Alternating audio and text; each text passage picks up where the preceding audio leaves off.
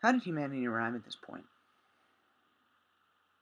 I mean, what exactly are the sequence of events that allowed us to get to this point in our history where we're so disassociated from our fellow man that we can have people dying on the streets of New York and people walking by and even taking pictures? It's happened several times in several cities. It's inhumane. What has happened to us? What is going on? Is it television? It's part of the problem. I mean, turn off your TVs. It's just propaganda. That's all it is. Cartoons, news, cable shows, comedy shows. They're all just plugging a belief system that doesn't work anymore. I mean, it's crazy. I mean, what the hell happened? We've got two illegal wars going on, an economy, a world economy that's about to collapse, people calling for a new world order, and believe me, it is real, people. They've been talking about this for a long time. This is serious. But I don't want to get too much into the fear. Because when you come from a place of fear, it's hard to find solutions to things. It's easy to just fixate on the terrible and scary. But that's not how you fix things. You fix things by saying, okay, this is terrible. What can I do individually and we as a group to fix it and make it better? That's coming from a place of love.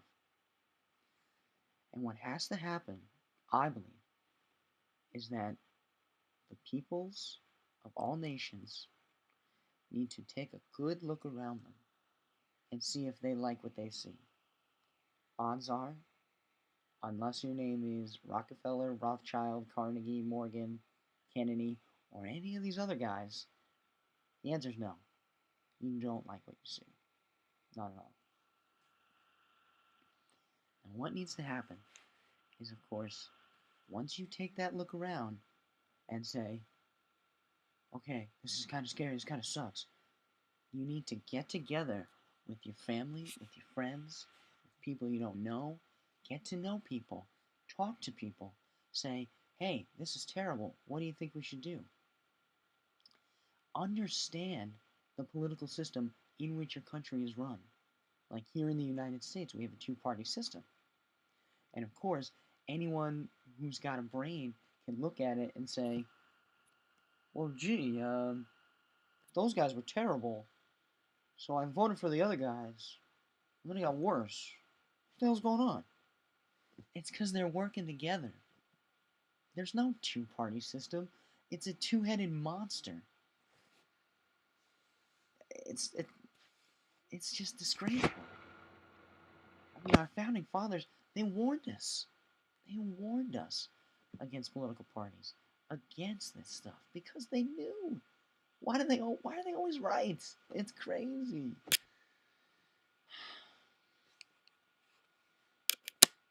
So, what exactly is basically running the system that we're under? It's money.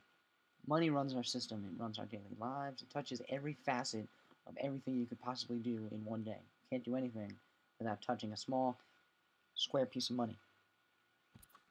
Can't do it. I mean, what really is that? Take a dollar, hold it in your hand. What is it? I mean, it's a square piece of paper cloth, but what does it do? Where does its value come from?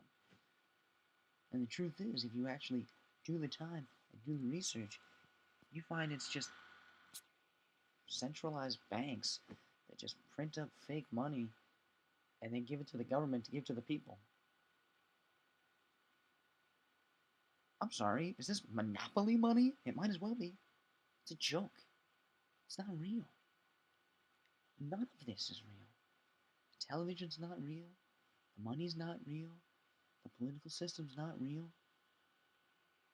People have been watching TV too long. And they've begun to begin the illusion. They're starting to think that their lives aren't real and that they need to escape into another reality which they begin to think is real. And that's the trap. This is what the Nazis did during Hitler's rise to power. Psychological warfare, imposing their view of how things should be through mass communications.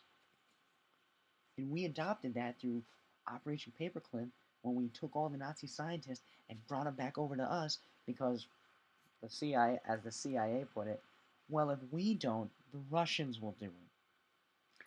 And of course, we just really wanted their awesome technology.